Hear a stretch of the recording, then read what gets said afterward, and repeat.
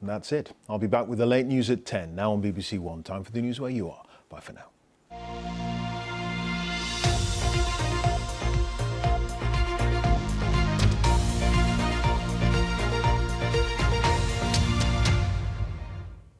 Hello, thanks for joining us. Surge testing will begin in parts of Leeds tomorrow after 2 possible cases of the South African variant of COVID-19 were found in January. Surge testing started in other parts of the country earlier this month. Now, the additional testing means people living in parts of the LS8 postcode area will be asked to take a test whether they have symptoms or not. Kathy Booth reports. This is the Infinity Centre in Hare Hills, and it's here where surge testing for the new South African variant of COVID is due to begin from tomorrow. It comes after 2 cases dating back to January were found to possibly show signs of being the South African variant. So, if you live here in LS8, you're bound to have some questions. So, does the testing affect the entire LS8 area?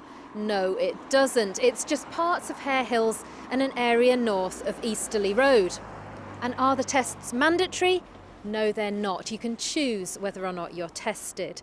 Well, for more information, I spoke to Councillor Salma Arif. How worried are you about this South Africa variant in that part of Leeds? So just to really reassure, the residents out there, please don't be concerned, because there is absolutely no indication that there is a live South African variant within the area. If people don't have any symptoms, should they still get a test? This test is specifically for individuals who do not have any COVID symptoms. If you do have COVID symptoms, then please follow the normal process you would do and isolate. What we're targeting is potentially asymptomatic individuals. The testing will take place from tomorrow.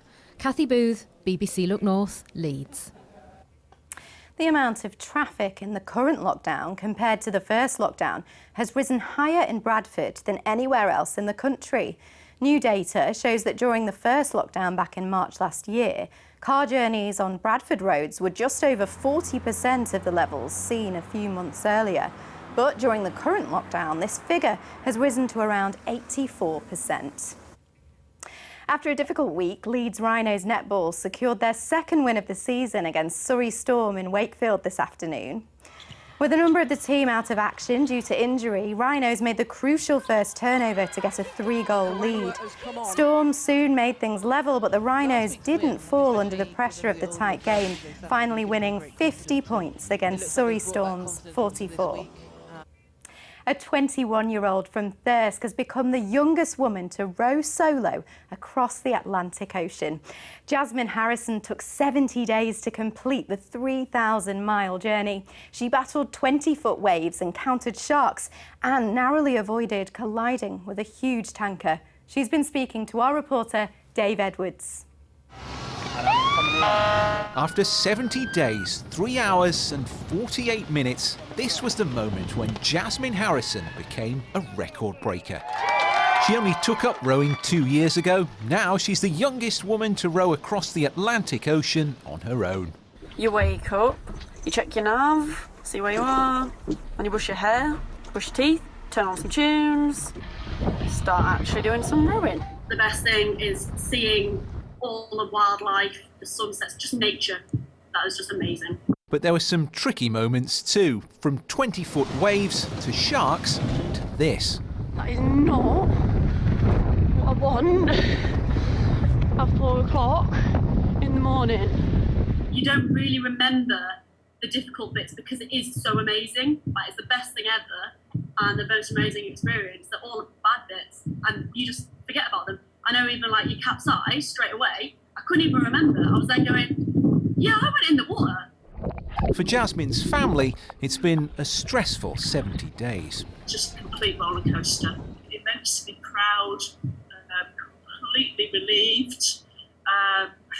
She's actually safe and well. I'm absolutely buzzing that I've now got my official certificate saying that I've broken the world record.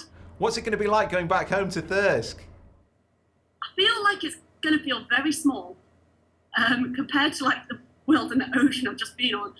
everybody's going to know who I am. I like being a bit more discreet and I can get away with things. Jasmine lost about 2 stone in weight on her journey. She's looking forward to some good food before thinking about her next challenge. Dave Edwards, BBC Look North. Oh, a huge well done to Jasmine. Well, it's gorgeous weather there in Antigua, but what's the forecast for Yorkshire? Here's Kat.